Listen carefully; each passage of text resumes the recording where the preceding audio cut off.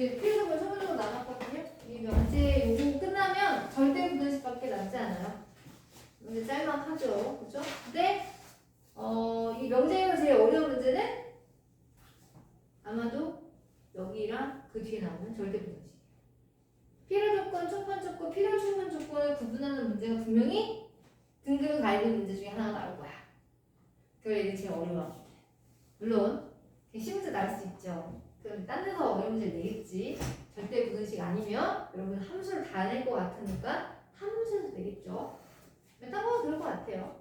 근데 뭐 다른 학교들은 조용히도 낼 수도 있는 거고. 그래서 여러 가지가 있지만 잘 봐야 된다.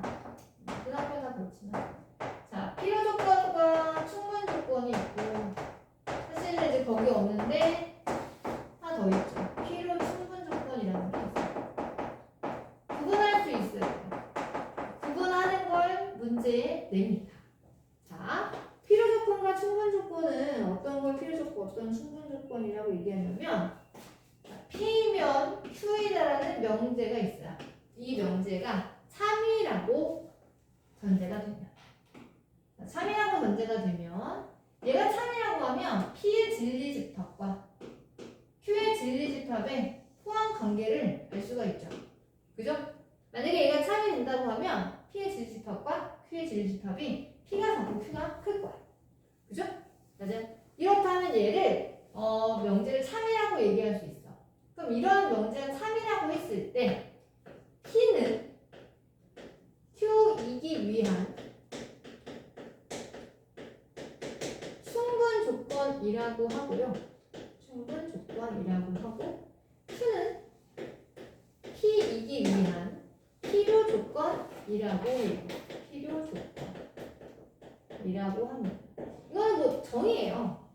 그러니까 P면 Q에다가 참이면 P가 작고요. Q가 크죠.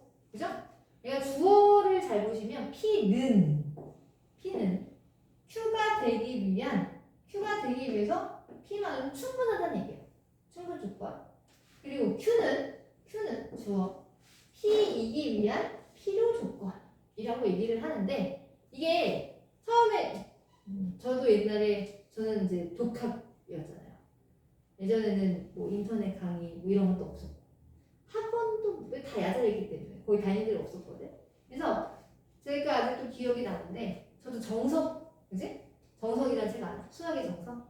아마도 어머님들, 아버님들 세대 수학의 정석이라는 책을 다들 끼고 다녔을 거야. 그때는 그거밖에 없었거든. 제일 유명한 책이 그거였단 말이야. 저도 이거 할 때 수학의 정석이라는 책을 보면서 되게 수학의 정석이 말로 되게 설명을 잘 해놓은 책이거든. 그래서 아마 베스트셀러였을 거야. 그 당시만 해도 인터넷 강의가 없었으니까. 그것만 보더라도 잘 이해가 되는 그런 책이었는데 그 수학의 정석 책을 보면 이 내용이 되게 장황하게 막 설명이 돼 있어요. 장이 설명이 되어 있는데 결론은 사실 별거 없는데 P는 Q가 되기 위한 충분 조건. P면 Q에다가 참이라고 했을 때 Q는 P이기 위한 필요 조건. 이게 말하자면 약간 좀 정의랑 비슷한 거예요. 그래서 이거 헷갈리지 않기 위해서 어떻게 했었냐면 P가 더 집합이 작죠. 얘는 작아요. Q는 더 커요. 그러니까 말하자면 작은 집에서 큰 집을 이상하면 그죠? 짐을 풀어놓기가 충분하죠. 이게 아마 저희가 설명했을 거야. 그 다음에 Q가 크거든요. 큰 집에서 작은 집 가면 짐을 놓을 공간이 필요하죠. 그래서 작은 집합에서 큰 집합을 만드는 충분 조건. 큰 집합에서 작은 집합을 갖는 건 필요 조건. 이라고 생각하면 될 것 같아요. 필요 조건, 충분 조건 구분할 수 있어야 돼. 근데 아까도 내가 얘기했지만 명제를 할 때 P면 Q에다가 참이라고 했는데 이 P라는 집합과 Q라는 집합이 똑같을 수 있잖아.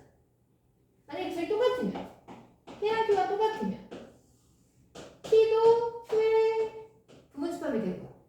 and Q도 P의 부분 집합이 되지.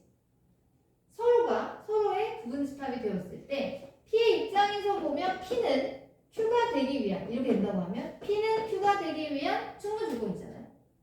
근데 이것도 성립하니까 P는 Q가 되기 위한 필요 조건이기도 하지. 충분도 되고 필요도 돼. 그 얘기를 뭐라고 하냐면 필요 충분 조건이라고 얘기를 해요.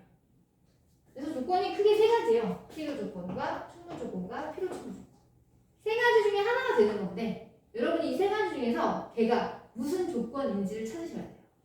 그래서 보기 오지선다형이 있을 거야. 오지선다형 중에서 얘가 필요 충분 조건인 건 뭐고 충분 조건인 건 뭐고 필요인 건 뭔지. 그러니까 구분하는 게 제일 중요한데 이게 제일 어려운 게 뭐냐면 필요 충분 조건인가 충분인가 둘을 비교해야 되고 필요 충분 조건인가 필요인가 두 개를 구분하셔야 돼요. 두 개를 구분하시려면 화살표를 어떻게 주고 받았느냐 아니면 진리 집합을 보고 포함 관계를 보시고 누가 누구의 구분 집합이 되지? 아니면 필요 충분 조건이 된다는 건 두 개의 진리 집합이 똑같아야 되거든? 아까 봤었던 거 뭐 이런 거 있지 않았어요? A 절대값, B 절대값이 0이야. 그리고 A제곱 플러스 B제곱이 0이야. AB가 실수래. AB가 실수래. 그러면 실수라는 전제가 있으니까 절대값 합해서 0 되는 건 둘 다 뭐가 됐을 때야? 둘 다 빵이 됐을 때야. 그리고 AB가 실수니까 제곱하면 다 0 이상이잖아. 0이 되려면 A도 B도 다 빵이 돼야 돼. 뭐야? 둘이 다 똑같은 집합이야. 진리 집합. 그럴 때는 얘가 여기 구분 집합이 되기도 하고 얘가 여기 구분 집합이 되기도 하잖아. 그지? 그러니까 뭐야? 얘의 입장에서 보면 얘는 얘가 되기 위한 충분 조건이기도 하고 화살표 반대니까 필요 조건이기도 하지. 충분은 되고 필요도 돼. 그거 뭐라고 하죠? 필요 충분 조건이 됩니다. 라고 얘기를 하는 거야. 알겠습니까? 네? 근데 여기서 이런 거 있었죠. A제곱 아니지 A제곱이랑 B제곱이랑 같다?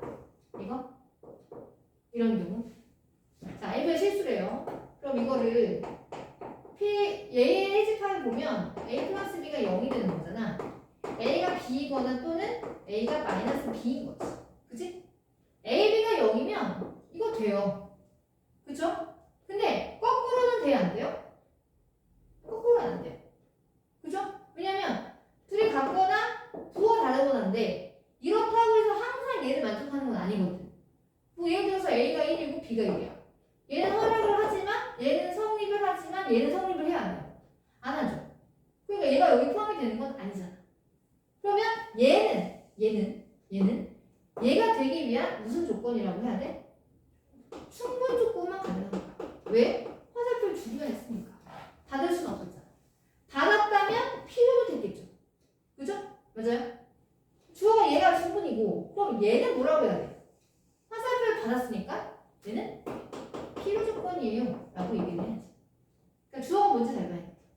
얘는 인지 그리고 뭘 해야 돼? 화살표의 방향을 잘 보셔야 돼. 갔느냐? 왔느냐? 주고 받았느냐. 알겠어요? 세 가지를 잘 구분할 수 있어야 돼. 응? 그래서 거기 보면 P가 Q에다가 3이면 P는 Q이기 위한 무슨 조건? 충분 조건. Q가 주어예요. P이기 위한 필요 조건. 그지? 근데 P는 Q에다도 참이고 Q는 P에다도 참이 되면 화살표 주고 받은 거죠. 그죠? 그래서 이때는 무슨 조건? 필요 충분 조건. 또 충분 필요라고 하지 마요. 얘는 필요 충분 조건이야. 이건 정의기 때문에 어떻게 바꿀 수가 없다. 자, 그리고 거기 두 번째 필요 조건, 충분 조건 판정하는 방법 나와 있지, 그치? 아까 제가 얘기했었던 것처럼 집합의 크기를 보시셔도 되고요. 아니면 화살표를 줬느냐, 받았느냐, 주고 받았느냐 이런 거 보셔도 되고요. 그러니까 문제마다 좀 어떤 경우는 뭐 이 집합을 포함 관계 여부를 봐도 좀 그게 더 쉬운 방법도 있고 어떤 방법은 화살표를 주어도 되나, 받아도 되나 이걸 보는 방법도 있어. 그러니까 문제마다 좀 달라요. 문제마다. 그러면 거기 지금 우리 아직 개념 분석도 안 봤기 때문에 80페이지 개념 유형학습 있죠? 네 문제가 있어요. 네 문제 한번 풀어볼까요? 개념 유형학습 네 문제